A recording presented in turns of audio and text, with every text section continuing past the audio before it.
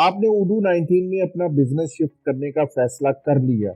ये एक बहुत जबरदस्त डिसीजन है, लेकिन एक मसला है जो बहुत ही अहम है। वो हजारों प्रोडक्ट्स का क्या होगा जिनकी स्टॉक और वैल्यू आपके पुराने सिस्टम में है। अगर आपने पुरानी स्टॉक को इग्नोर करके उडू में नए ट्रांजैक्शन शुरू कर दिए तो आपकी इन्वेंटरी गलत होगी, आपकी अकाउंटिंग गलत होगी और आपके सारे रिपोर्ट्स बेकार हो जाएंगे। मैंने बिजनेसेस को ये गलती ठीक करने में हफ्तों लगाते देखा है, इसलिए आज की इस वीडियो में मैं आपको एग्जैक्टली दिखाऊंगा कि आप अपनी ओपनिंग स्टॉक वैल्यूएशन को लेगेसी सिस्टम से उडू 19 में कैसे माइग्रेट करते हैं, स्टेप बाय स्टेप।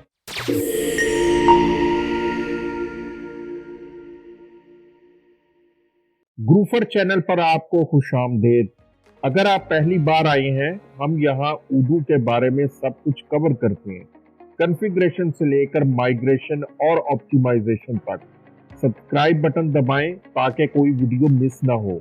आज हम एक ऐसा टॉपिक कवर कर रहे हैं जो हर उडू इम्प्लीमेंटेशन का सबसे जरूरी और सबसे गलत समझे जाने वाला स्टेप है, अपनी ओपनिंग स्टॉक वैल्यूएशन को लेगेसी सिस्टम से उडू 19 में माइग्रेट करना। चाहे आप quick book, SAP, tally, Microsoft dynamics, पुरानी एक्सेल शीट्स या उडू के पुराने वर्जन से आ रहे हैं, ये वीडियो आपके लिए है। इस वीडियो के बाद आप सीखेंगे अपने लेगेसी प्रोडक्ट डाटा का उडू 19 इन्वेंटरी आइटम से मैप करना, सही कॉस्टिंग मेथड सेट करना, सही ओपनिंग स्टॉक क्वांटिटीज के साथ इन्वेंटरी एडजस्टमेंट बनाना, लेगेसी वैल्यूएशन के मुताबिक एक्यूरेट यूनिट कॉस्ट अपलोड करना, ये वेरीफाई करना कि जनरल लेजर में एंट्रीज 100% सही है, गो लाइव से पहले डिस्क्रिपेंसीज रिकंसाइल करना। अब पहले मैं आपको दिखाता हूं कि अगर माइग्रेशन गलत तरीके से की गई है तो इसका सिस्टम में क्या इम्पैक्ट आता है। ये मेरे पास एक डेटाबेस है। यहाँ पर मैं इन्वेंटरी एप्लीकेशन को अगर ओपन करता हूँ और रिपोर्टिंग और फिर स्टॉक्स, ये स्टॉक को ओपन किया है। अब यहाँ पर टोटल वैल्यू हमारे पास कुछ आइटम्स की कॉस्टिंग या स्टॉक रिपोर्ट में वो दिखा रहा है इन्वेंटरी में, और इसकी टोटल कॉस्ट 773234, ये एक टोटल वैल्यू आ रही है जो कि यूएसटी में है 0.50। ये टोटल कॉस्ट है।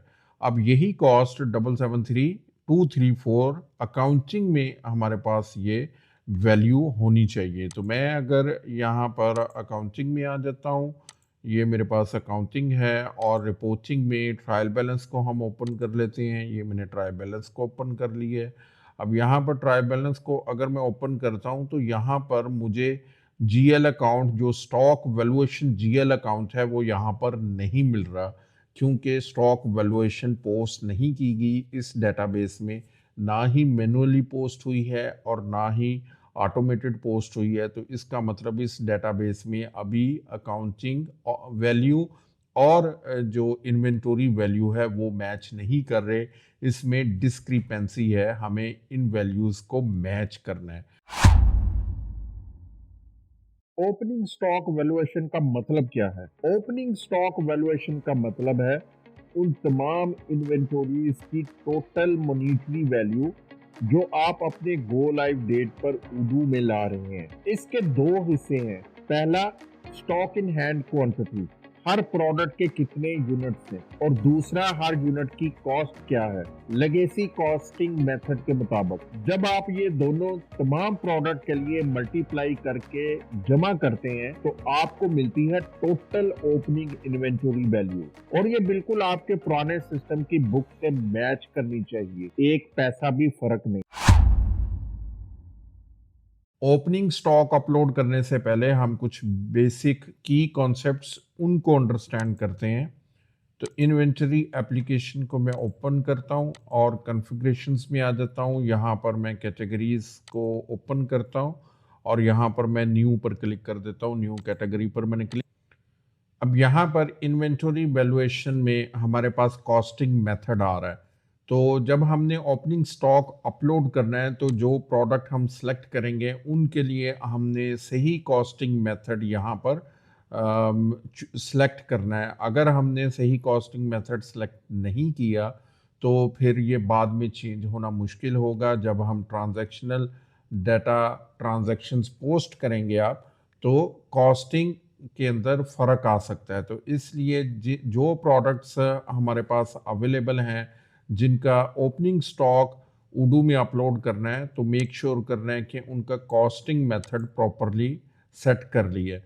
उसके बाद इन्वेंटरी वैल्यूएशन है। उडू हमें दो टाइप की वैल्यूएशन प्रोवाइड करता है, परपीचुअल अकाउंटिंग और पीरियोडिक अकाउंटिंग। परपीचुअल अकाउंटिंग में रियल टाइम एट इनवॉइसिंग के ऊपर जो इन्वेंटरी वैल्यूएशन है अकाउंटिंग में अपडेट हो रही होगी, तो हमने इसको इन्वेंटरी वैल्यूएशन को प्रॉपरली सेट कर लेना है। अगर पीरियोडिक अकाउंटिंग करना चाह रहे हैं, मैनुअल अकाउंटिंग में वैल्यूएशन डालना चाह रहे हैं, तो फिर पीरियोडिक रखेंगे, अदरवाइज इन्वेंटरी वैल्यूएशन परपीचुअल के ऊपर आ जाएंगे। फिर दो अकाउंट यहाँ पर इंपॉर्टेंट है। स्टॉक अकाउंट, तो ये स्टॉक इन हैंड, जो भी कैटेगरी, जिस भी कैटेगरी के प्रोडक्ट्स में आप ओपनिंग स्टॉक्स अपलोड करने जा रहे हैं, तो ये स्टॉक अकाउंट उडू यूज करेगा अकाउंट पोस्टिंग के लिए। स्टॉक इन हैंड है, तो जो भी ओपनिंग स्टॉक हम अपलोड करेंगे, तो अकाउंटिंग में हमारे पास जो वैल्यूज हैं स्टॉक इन हैंड, वो इस अकाउंट में अपडेट होंगी।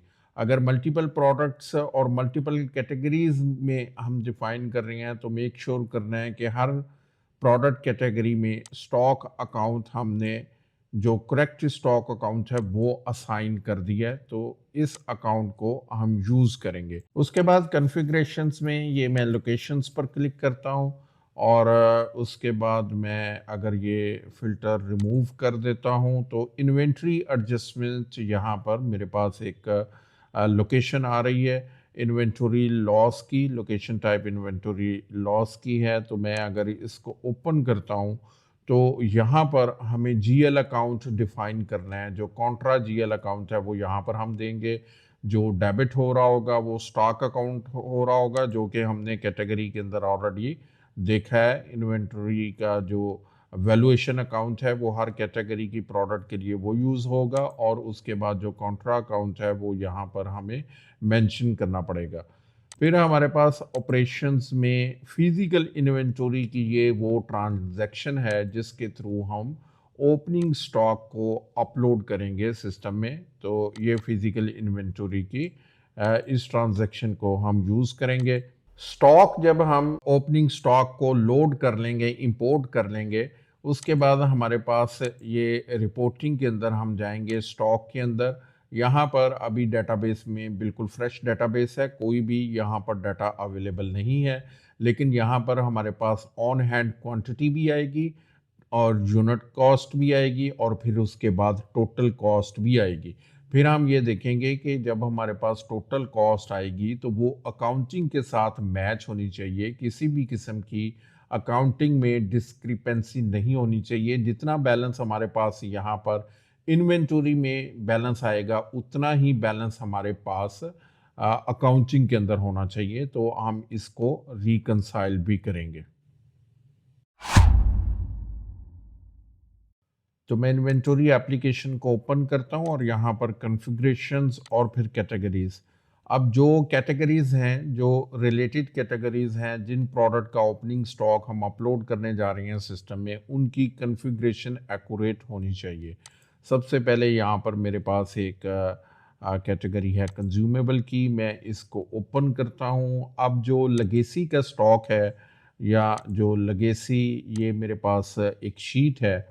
इसमें यहाँ पर नोट के अंदर मेंशन है कि लेगेसी सिस्टम के अंदर ये जो कंज्यूमेबल आइटम्स हैं, ये मेरे पास रॉ मटेरियल्स हैं। सबसे पहले रॉ मटेरियल्स हैं, ये एवरेज कॉस्टिंग मेथड पर हैं, और उसके बाद ये फिनिश गुड, ये मैन्युफैक्चरिंग में हैं, और फिर हमारे पास ये पैकेजिंग है, ये भी एवरेज है। कंज्यूमेबल भी एवरेज है, और स्पेयर पार्ट्स भी एवरेज है। मैन्युफैक्चरिंग जो इन हाउस मैन्युफैक्चरिंग है, इसके लिए हमने डिसाइड कर रहे हैं कि उडू में कौन सा कॉस्टिंग मेथड बेस्ट रहेगा। अगर तो ट्रेडिंग प्रोडक्ट्स हैं, कुछ इलेक्ट्रॉनिक्स रिलेटेड हैं, परचेज करने के बाद उसको सेल करते हैं, तो फिर एवरेज कॉस्टिंग मेथड बेहतर रहेगा, चूँकि ये मैन्युफैक्चर है। और अगर असम्बली है, तो फिर भी एवरेज कॉस्टिंग ठीक है, लेकिन अगर मैन्युफैक्चर कर रहे हैं और रॉ मटेरियल की प्राइसिंग के अंदर काफ़ी वेरिएशन आती है, तो फिर हम स्टैंडर्ड कॉस्ट के ऊपर हम इसको ले जाते हैं। तो अभी हम फिनिश गुड को स्टैंडर्ड कॉस्टिंग पर सेट करते हैं और बाकी जो कैटेगरीज़ हैं वो एवरेज कॉस्टिंग मेथड होना चाहिए। तो मैं यहाँ पर वापस आता हूँ डेटाबेस में। ये कंज्यूमेबल सबसे पहले मैंने ओपन कर लिया, ये बिल्कुल ठीक है, स्टॉक इन हैंड होना चाहिए। और यहाँ पर जो कॉस्टिंग मेथड है इसको हम एवरेज कर देते हैं, मैं एवरेज कर देता हूँ और इसको भी रियल टाइम में परपेचुअल अकाउंटिंग पर मैं सेट कर देता हूँ। उसके बाद फिर मेरे पास ये फिनिश गुड है, फिनिश गुड को मैं स्टैंडर्ड प्राइसिंग पर रहने देता हूँ और उसके बाद ये परपेचुअल पर इनवॉइसिंग के ऊपर कर देता हूँ।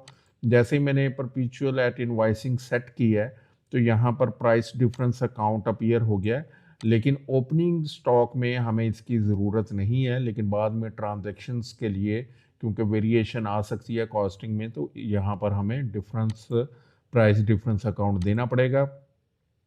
वापस मैं आता हूँ और यहाँ पर फिर नेक्स्ट है जी पैकेजिंग। तो यहाँ पर भी एवरेज कॉस्टिंग और फिर उसके बाद परपेचुअल, मैं इसको भी सेव कर देता हूँ। फिर रॉ मटेरियल है, इसको भी हम एवरेज कर देते हैं और उसके बाद परपेचुअल ये मैंने सेलेक्ट कर लिया है। और लास्टली स्पेयर पार्ट्स हैं, ये भी एवरेज कॉस्टिंग में आ गया और परपेचुअल एट इनवॉइसिंग आ गया, ये मैं इसको सेव कर देता हूँ। अब सेव करने के बाद ये हमने अकाउंटिंग सेट कर लिया, लेकिन अभी जो स्टॉक अकाउंट है वो यहाँ पर स्टॉक इन हैंड है सब कैटेगरीज में। तो एक ही अकाउंट अगर हमने यूज़ करना है तो स्टॉक इन हैंड ही रखेंगे, लेकिन अगर डिफरेंट अकाउंट को यूज़ करना है तो हम यहाँ पर ये जो हमारे पास ये स्टॉक वैल्यू स्टॉक अकाउंट है ये इसको हम चेंज करेंगे। अब अगर हमने ये अकाउंट चेंज करना है तो हमारे पास ये जीएल अकाउंट अवेलेबल होना चाहिए चार्ट ऑफ अकाउंट में। तो मैं पहले चार्ट ऑफ अकाउंट अपना रिव्यू कर लेते हैं कि वहाँ पर हमारे पास कितने अकाउंट एग्जिस्ट करते हैं। अगर एग्जिस्ट नहीं करता तो उसको ओपन कर लेते हैं। तो मैं अकाउंटिंग एप्लीकेशन को ओपन करता हूँ, कॉन्फ़िगरेशंस, और ये मेरे पास चार्ट ऑफ अकाउंट है। अब चार्ट ऑफ अकाउंट में हमारे पास जो स्टॉक इन हैंड का यहाँ पर मेरे पास अकाउंट आ रहा है, ये स्टॉक इन हैंड है। स्टॉक इन हैंड भी आ रहा है और उसके बाद सेपरेट हमारे पास फिनिश गुड के लिए सेपरेट है। अब यहाँ पर अगर तो हम रॉ मटेरियल को सेपरेट रखना चाह रहे हैं और पैकिंग मटेरियल को सेपरेट रखना चाह रहे हैं तो हम यहाँ पर एक नया जीएल अकाउंट ओपन कर लेते हैं। तो मैं यहाँ पर एक नया जीएल अकाउंट ओपन करते हैं जिसको रॉ मटेरियल और पैकिंग मटेरियल के लिए एक जीएल अकाउंट ओपन कर लेते हैं। मैं कॉपी करता हूँ कंट्रोल सी और ये मैं न्यू करता हूँ और यहाँ पर ये 4 में दे देता हूँ, ये आई थिंक अवेलेबल है। तो ये raw material and packaging stock account, मैं इसे सेव कर देता हूँ। अब ये हमारे पास जो स्टॉक इन हैंड के अकाउंट हैं वो हमारे पास 4 बेसिकली यहाँ पर अकाउंट हैं। फिनिश गुड के लिए सेपरेट है। मैं अगर थोड़ा सा ऊपर आ जाता हूँ, ये हमारे पास स्टॉक इन हैंड है, फिर वर्क इन प्रोसेस है, फिनिश गुड है और चौथा अकाउंट रॉ मटेरियल और पैकिंग मटेरियल के लिए एक ही मैंने जीएल अकाउंट ओपन किया है। ये पैकेजिंग मैंने लिख दिया है, पैकिंग हम इसको कर लेते हैं, packing material, raw and packing material इसको नाम दे देते हैं। मैं इसको सेव कर देता हूँ। अब वापस कैटेगरी में मैं आ तो कॉन्फ़िगरेशंस और फिर मैं यहाँ पर भी मेरे पास अकाउंटिंग में भी ऑप्शन है प्रोडक्ट कैटेगरीज। तो प्रोडक्ट कैटेगरीज को ओपन किया है। कंज्यूमेबल के लिए स्टॉक इन हैंड ही हम रहने देंगे। उसके बाद ये फिनिश गुड्स में यहाँ पर मैं चेंज करूँगा और फिनिश गुड का जो मेरे पास अकाउंट आ रहा है उसको सिलेक्ट कर लेते हैं। ये मैंने इसको सेव कर दिया है। उसके बाद फिर ये फिनिश गुड भी और पैकिंग के लिए और रॉ मटेरियल के लिए एक हमने ओपन किया है, उसका यहाँ पर मैं सिलेक्ट कर लेता हूँ raw material and raw material and packing material, ये मैंने सेलेक्ट कर लिया है, इसको हम सेव कर लेते हैं। और उसके बाद ये पैकिंग मटेरियल, रॉ मटेरियल, उसके लिए भी यहाँ पर मैं रॉ एंड पैकिंग मटेरियल ये जीएल अकाउंट सेलेक्ट कर लिया है, सेव कर देते हैं। फिर मेरे पास स्पेयर पार्ट्स है, स्पेयर पार्ट्स को भी हम स्टॉक इन हैंड में ही रहने देंगे। अब जब हम इन्वेंटरी अपलोड करेंगे तो 3 accounts GL account trial balance में हमारे अपडेट होंगे। एक स्टॉक इन हैंड है, दूसरा फिर हमारे पास ये फिनिश गुड्स का है, और तीसरा जीएल अकाउंट है रॉ एंड पैकिंग मटेरियल के लिए, जो अभी मैंने ओपन की है। उसके बाद मैं इन्वेंटरी एप्लीकेशन में वापस आता हूँ और कॉन्फ़िगरेशंस, और फिर यहाँ पर लोकेशंस, ये मेरे पास लोकेशन है।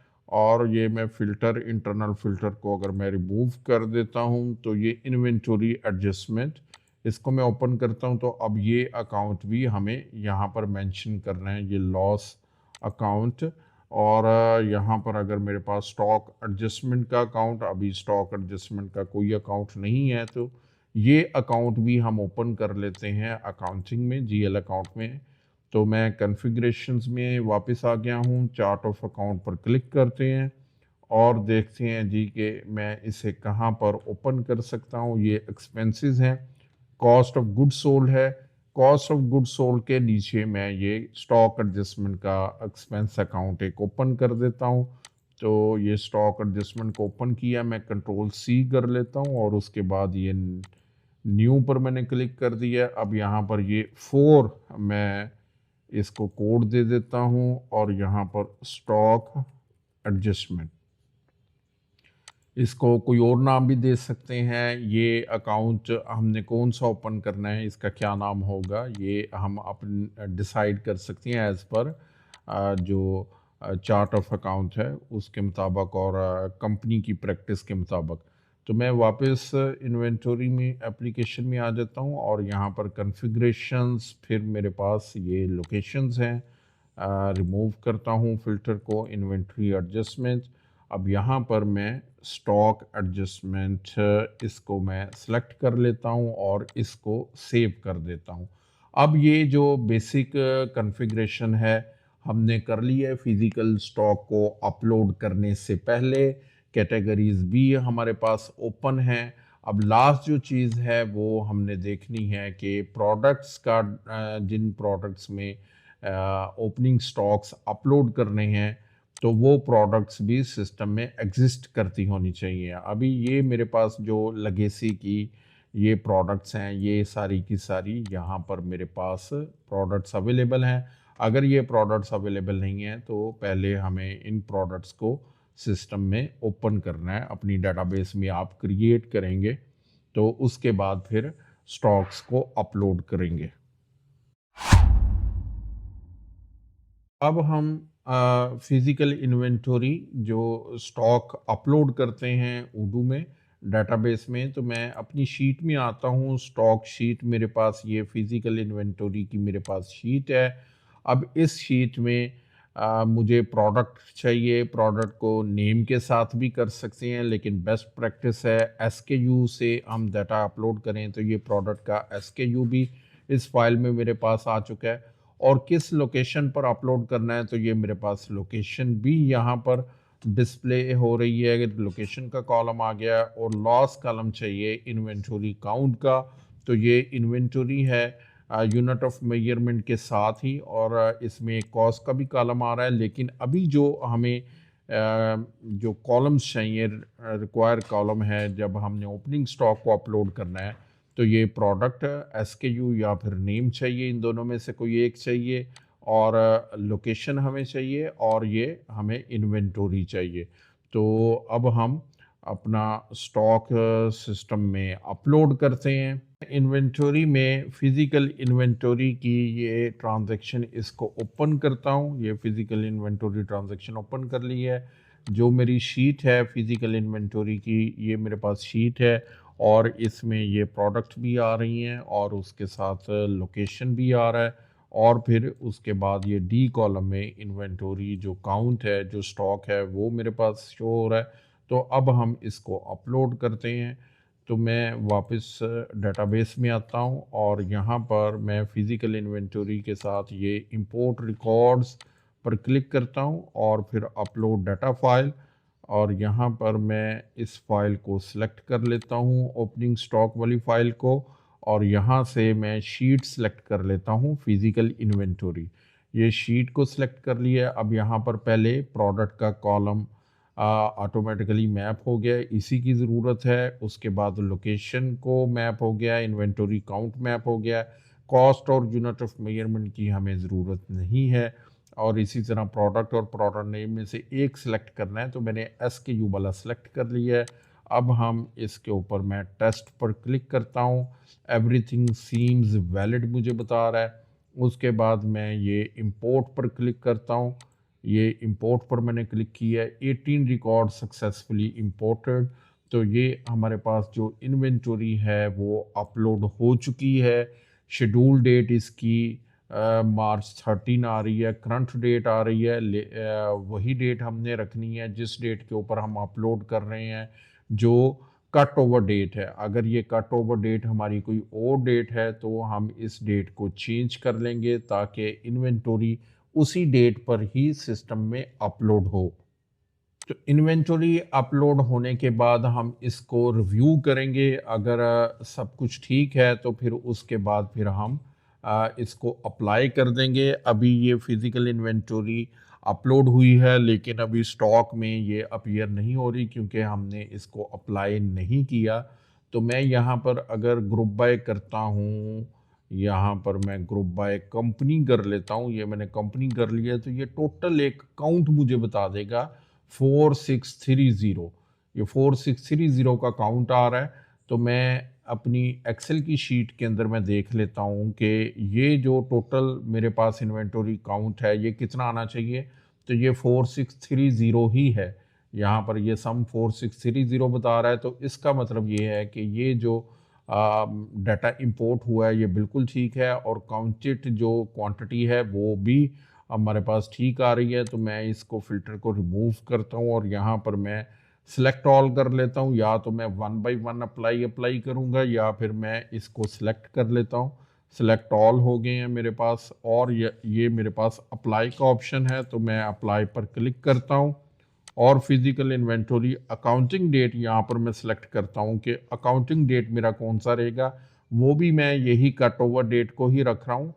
मार्च 13 में दे रहा हूँ, करंट डेट दे रहा हूँ, लेकिन ऑब्वियसली जब cut over usually month and की ये डेट रहती है, तो ये फरवरी का लास्ट डे है वो होना चाहिए या फिर मार्च का लास्ट डे होना चाहिए, जिस डेट के ऊपर भी हम इसको अपलोड कर रहे हैं। तो मैं अब अपडेट क्वांटिटीज़ कर देता हूँ।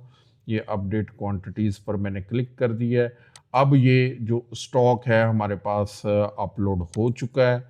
तो मैं रिपोर्टिंग में आ जाता हूँ और उसके बाद ये स्टॉक रिपोर्ट है, स्टॉक पर हम क्लिक करते हैं। तो ये जैसे ही मैंने स्टॉक पर क्लिक किया है, अब ये मेरे पास अगर ये मैं पैकिंग फिनिश गुड्स पर क्लिक करता हूँ तो ये मेरे पास यहाँ पर ऑन हैंड क्वांटिटी आ रही है 310, और ये मेरे पास रॉ मटेरियल 3060, कंज्यूमेबल भी हमारे पास आ गई है, फिनिश गुड भी आ गई है, स्पेयर पार्ट्स भी ये मेरे पास आ चुका है। अगर मैं ऑल पर क्लिक कर लेता हूँ और ऑन हैंड जो क्वांटिटी है वो 4630, अब ये क्वांटिटी हमारे पास 4630 ये क्वांटिटी हमारे पास बिल्कुल मैच कर रही है, जो कि हमने यहाँ पर फिज़िकल ये जो लेगेसी डाटा से हमने इंपोर्ट की थी ये भी 4630 ही थी, लेकिन अभी हमारे पास यहाँ पर वैल्यू नहीं आ रही। अब ये मेरे पास एक शीट है प्राइस अपडेट की। इसमें यहाँ पर ये प्रोडक्ट नेम यहाँ पर मेरे पास है और उसके साथ ही यहाँ पर कॉस्ट अवेलेबल है, ये मेरे पास कॉस्ट आ रही है। तो अब हम इस शीट को यूज़ करते हुए सिस्टम में कॉस्ट को अपडेट कर देंगे। नेम के साथ भी कर सकते हैं या फिर अगर जो SKU है उससे करें। नेम से डुप्लीकेशन का हमें थोड़ा सा प्रॉब्लम आ सकता है अगर प्रोडक्ट का सेम नेम से दो प्रोडक्ट एग्जिस्ट कर रही हों। तो इसके साथ ये मेरे पास कॉस्ट है। बाकी फील्ड्स की हमें ज़रूरत नहीं है, लेकिन पहले हम प्राइस को अपडेट कर लेते हैं। तो मैं डेटाबेस में वापस आ जाता हूँ, ये प्रोडक्ट्स ऑलरेडी ओपन हैं। अब यहाँ पर मैं इंपोर्ट रिकॉर्ड्स को यहाँ पर क्लिक करता हूँ और उसके बाद अपलोड डाटा फाइल, और ये मेरे पास वो फाइल है ओपनिंग स्टॉक वाली। एक ही वर्कबुक है, उसमें मल्टीपल शीट्स हैं। उडू हमें अलाउ करता है कि हम शीट्स को सिलेक्ट कर सकें। तो ये मेरे पास प्राइस अपडेट की शीट है, मैं इसको सिलेक्ट कर लेता हूँ। सिलेक्ट करने के बाद ये नेम, कॉस्ट और ये प्रोडक्ट टाइप की भी ज़रूरत नहीं है और डिस्क्रिप्शन ऑन पिकिंग की भी ज़रूरत नहीं है। सिर्फ अभी कॉस्ट अपडेट करने के लिए, इस कंपनी के कॉस्ट अपडेट करने के लिए ये मेरे पास नेम और कॉस्ट ही होना चाहिए। तो मैं यहाँ पर टेस्ट पर क्लिक कर देता हूँ, एवरीथिंग सीम्स वैलिड, और उसके बाद इंपोर्ट पर मैं क्लिक कर देता हूँ। अब 18 रिकॉर्ड सक्सेसफुली इंपोर्टेड हैं। अब प्रोडक्ट को, अगर मैं किसी भी प्रोडक्ट को ओपन करता हूँ तो ये मेरे पास कॉस्ट आ रही है। तो ये कॉस्ट हमारे पास अपडेट हो चुकी है उडू में। सारी ही प्रोडक्ट्स की कॉस्ट मैंने इंपोर्ट करके अपडेट कर दी है। तो अब मैं अगर रिपोर्टिंग में स्टॉक को ओपन करता हूँ, ये स्टॉक रिपोर्ट को मैंने ओपन किया है, और अगर मैं इसको डाउन लेके जाता हूँ तो अब यहाँ पर हमारे पास कुछ वैल्यू आ चुकी है। ये मेरे पास वैल्यू आ रही है। तो ये वो कैटेगरीज हैं जिनमें स्टॉक अपलोड की है। प्रोडक्ट कुछ और भी हैं, लेकिन जो ओपनिंग स्टॉक अपलोड किया है वो इन 5 कैटेगरीज में ओपन की है। तो अगर मैं कंज्यूमेबल पर क्लिक करता हूँ तो ये मेरे पास ये वैल्यू आ रही है। फिर उसके बाद फिनिश गुड को हम ओपन करते हैं तो ये टोटल हमारे पास यहाँ पर ये वैल्यू आ रही है। मैं अगर ऑल पर क्लिक कर देता हूँ और इसकी जो टोटल वैल्यू है वो हम देखते हैं। इसकी टोटल वैल्यू हमारे पास आ रही है ये 4058,750। और जो शीट है, लेगेसी शीट है, उसमें हम चेक कर लेते हैं कि टोटल वैल्यू हमारे पास कितनी होनी चाहिए। लेकिन इसमें से हम जो माइनस है वो ये दोनों वैल्यूज़ को मैं माइनस करूँगा। माइनस करने के बाद मैं अगर इसको सिलेक्ट करता हूँ 4058,750, तो यहाँ पर भी 4058,750। तो इन्वेंटरी में तो हमारे पास जो वैल्यू है बिल्कुल ठीक आ रही है। अब अगर हम अकाउंटिंग में आ जाते हैं तो अकाउंटिंग में चेक करते हैं कि हमारे पास क्या वैल्यू आ रही है। तो मैं यहाँ अकाउंटिंग एप्लीकेशन को ओपन करता हूँ और यहाँ पर अकाउंटिंग में जनरल एंट्रीज में आ जाता हूँ। तो ये एक डॉक्यूमेंट हमारे पास पोस्ट हो चुका है जो कि 40587500 वैल्यू के साथ पोस्ट हुआ है। अगर मैं रिपोर्टिंग में यहाँ पर ट्रायल बैलेंस में आ जाता हूँ, ये मेरे पास ट्रायल बैलेंस है। तो ट्रायल बैलेंस में भी अगर मैं एसेट्स को ओपन करता हूँ, क्योंकि अभी सिस्टम में कोई दूसरी ट्रांजैक्शन नहीं है, तो ये 3 अकाउंट्स जो कि कैटेगरीज़ में हमने असाइन किए थे, इन 3 कैटेगरीज़ के अंदर हमारे पास डेबिट वैल्यू आ रही है। ये स्टॉक इन हैंड है, फिर फिनिश गुड 2.2 मिलियन ऑलमोस्ट, और उसके बाद रॉ मटेरियल 1.6 मिलियन, और ये टोटल हमारे पास जो स्टॉक इन ट्रेड की जो ग्रुपिंग है, जो स्टॉक इन हैंड है, वो तकरीबन 4,4058,750 एग्जैक्टली वही हमारे पास ये वैल्यू यहाँ पर शो करवा रहा है, जो कि अब इन्वेंटरी रिपोर्ट में हमारे पास जो इन्वेंटरी के अंदर हमारे पास वैल्यू आ रही है वही अकाउंटिंग में वैल्यू आ रही है। और चूंकि ऑटोमेशन के ऊपर हमने कैटेगरीज को सेट किया था, इसलिए सभी कैटेगरीज की करेक्ट कॉन्फ़िगरेशन की वजह से ऑटोमैटिकली हमारे पास वैल्यूज़ अकाउंट्स के अंदर भी अपडेट हो गई हैं। रिव्यू कर लेते हैं जो हमारी एक्सेल शीट थी, जो लेगेसी हमारे पास बैलेंसेस थे उनको कंपेयर कर लेते हैं। तो ये अगर मैं कंपैरिजन शीट में आ जाता हूँ तो ये कंपैरिजन शीट है। अब उडू में जो हमारी टोटल वैल्यू है वो 40606750 आ रही है। 4058,750, 4058 58750 हमारे पास वैल्यू है।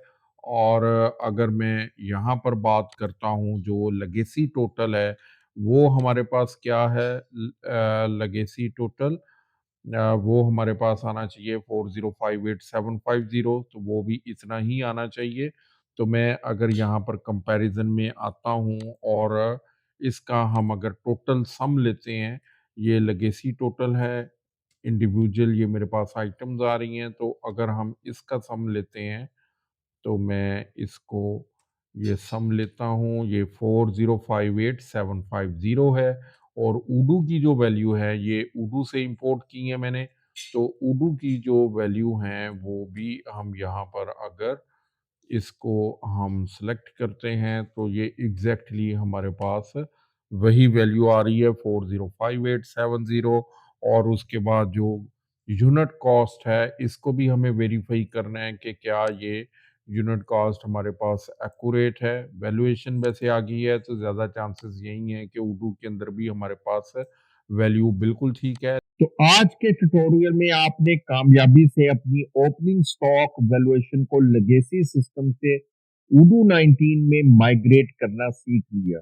आज हमने जो कवर किया उसका क्विक रिकैप करते हैं। माइग्रेशन से पहले सही कॉस्टिंग मेथड कैसे सेट करें, लेगेसी प्रोडक्ट कॉस्ट को उडू यूनिट कॉस्ट पर कैसे मैप करें, ओपनिंग स्टॉक एंटर करने के लिए इन्वेंटरी एडजस्टमेंट कैसे यूज करें, जीएल एंट्री बैलेंस है या नहीं कैसे वेरीफाई करें, गो लाइव से पहले माइग्रेशन कैसे रिकंसाइल और वैलिडेट करें। अगर इस वीडियो ने आपके घंटों की तकलीफ बचाई तो अभी लाइक जरूर करें। 2 सेकंड लगते हैं और चैनल को ग्रो करने में बहुत मदद मिलती है, ताकि हम आपके लिए फ्री उडू कंटेंट बनाते रहें। कोई सवाल है नीचे कमेंट में लिखें, मैं पर्सनली हर कमेंट पढ़ता हूं और आपकी मदद करूंगा। सब्सक्राइब करें और बेल आइकॉन को प्रेस करें ताकि फौरन नोटिफिकेशन मिले। तब तक ऑप्टिमाइज करते रहें, ग्रो करते रहें और मिलते हैं अगली वीडियो में।